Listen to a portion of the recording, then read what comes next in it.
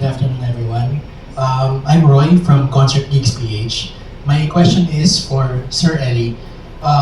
For the past few years that you and the boys have gotten back together, it's not a secret that you all have different careers or different bands at this point in time. But given the experience that you have had making this documentary and also holding the concert in 2022, was there ever an inkling between the four of you to create new music, possibly release new albums, or even just a single from the Eraserheads again? I think again it all boils down to timing. Of course, we're very active pa rin in terms of making music for our own projects. And the analogy here kasi is parang I when you meet up with your parang ex, parang is it a good idea to to sleep with them again, di ba? Parang there's so much so much baggage there. It might be enjoyable, of course, while you're doing it, but you also have to think about the consequences, And I don't mean to parang be super serious about it, but there are a lot of considerations to be considered when you're actually making music again. I mean, okay lang naman kung we do the old songs for the fans because I mean that's what they're there for anyway.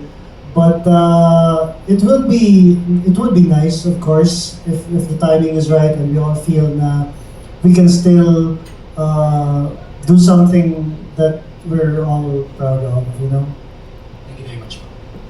Good question. Great question. Yes. Hi guys. Yeah, as mentioned earlier, this isn't your first reunion. So, what makes bakit yung timing perfect na ngayon na gawin tong documentary na to? And at the same time, did answering these questions help yung healing between the parties? Not necessarily yung when they were asking the documentary, but hashing the answers out during the process of the working in this reunion show. Thank you. As far as timing goes, I think we all felt that it was the right time because we can only converge and do something creative again, diba? Again because of such a huge undertaking to get the guys together, and there's so many moving parts. So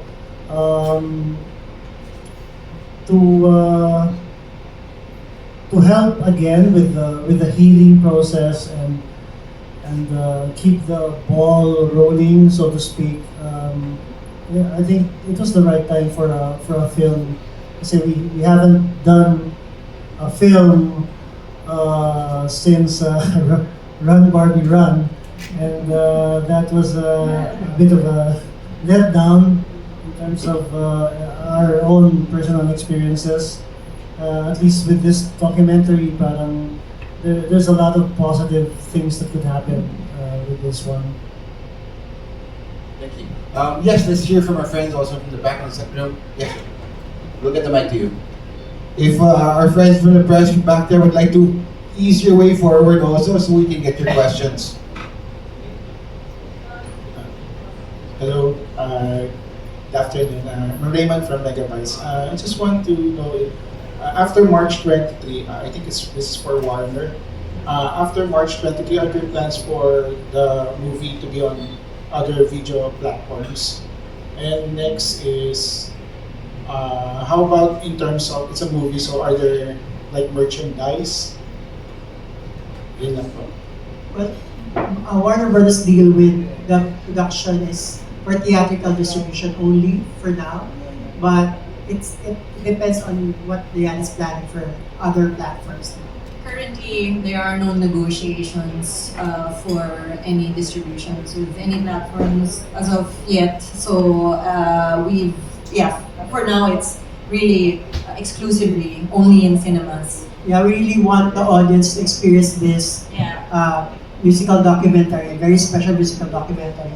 And it's for limited run, so we want to take note really of the dates, 21 to 23. Go to the cinemas nationwide, we're going to be showing it on those dates. I think some films are meant to be experienced in the cinema, and I think this is really just one of the films that you should have. Yeah, you should be able to in the cinema. Right, thank you. Yes? Rick Olivares saying this again. This is for Ellie, and I guess even Leanne can answer this. As someone who's seen you guys since the Club Red days, I've seen every iteration, every get-together gets bigger and bigger. Is the universe trying to tell you something, Ellie and Dan? And how do you top this? Because it gets bigger and bigger. You've done all these other things, you're leading the way. In fact, parang even back in the 90s, you reignited the band scene. Here we are again. All of a sudden, other bands are reuniting. Your thoughts? And it's all cyclical, you know. Back then, everyone thought we've achieved the peak with Caterpillar selling 40,000 on the first day, and even the boys were like, oh, "You're right. I mean, how do you top this?" And it's just accepting the fact that you can't be on top all the time.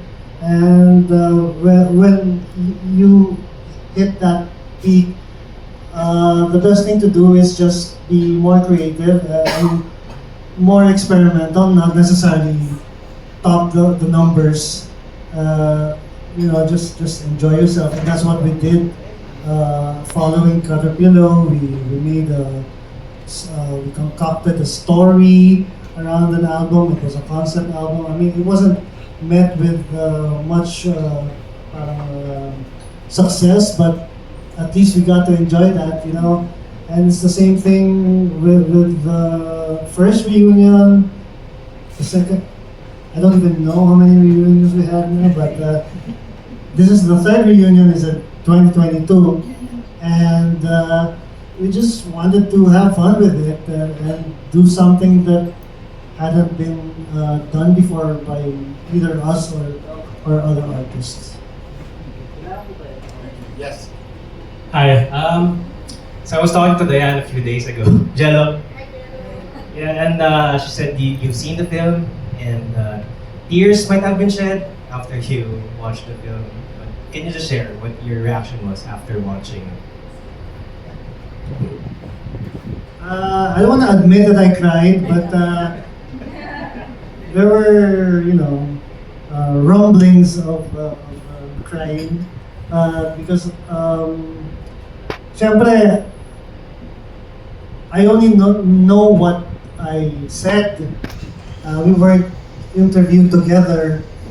As a matter of fact, I just realized that was the first time I heard these thoughts from the other guys, and the way Diane parang weaved all the elements together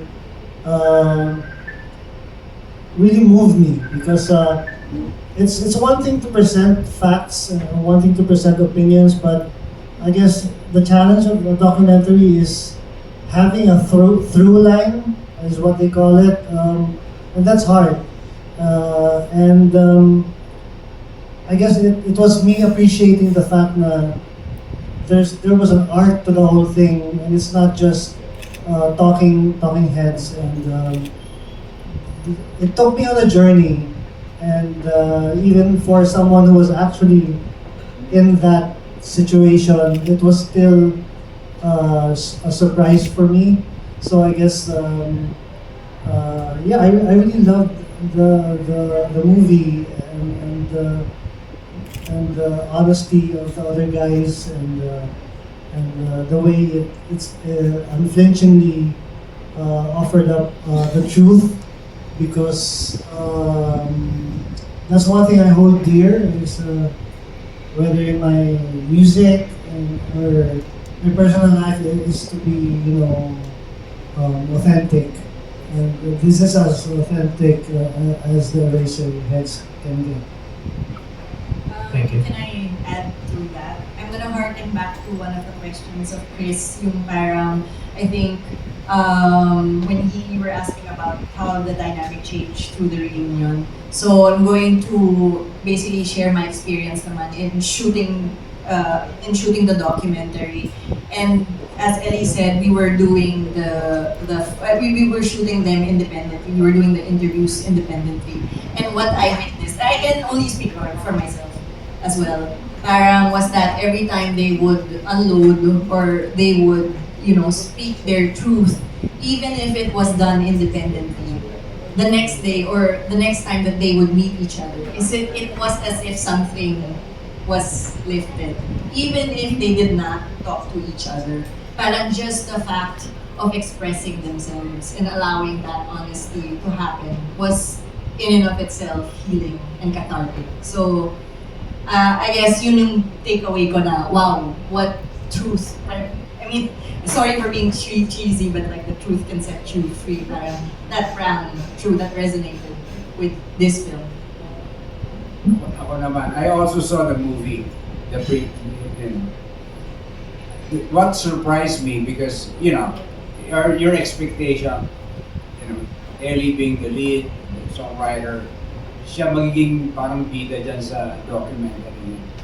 Pero to Diane's, credit, silang apat were equally interviewed, exposed, and discussed. So, silang apat ang bida eh. Walang isa na upstaging anybody. And I think that's for a filmmaker, that's quite a challenge to do that, I was clueless on how she was doing it, but when I saw the finished product, I told them, ganda ng ginawa. So, again, kudos to her, I'd also like to add on that, kasi last year pa we were talking about it when I'm very honored, I'd like to say that I'm very honored that you chose Warner Brothers to be the distributor of the movie. When Diane first showed us the non-final version, we knew there's already something na nakita kami sa pelikula. And I'm very proud of this film, and I hope not just the Eraserheads fans will watch this one. I hope you tell everybody that this is worth watching. This is something special for the Filipino audience and for the world to see. Very iconic Eraserheads. Let's not. We'll have to make sure that we don't miss this one in cinemas.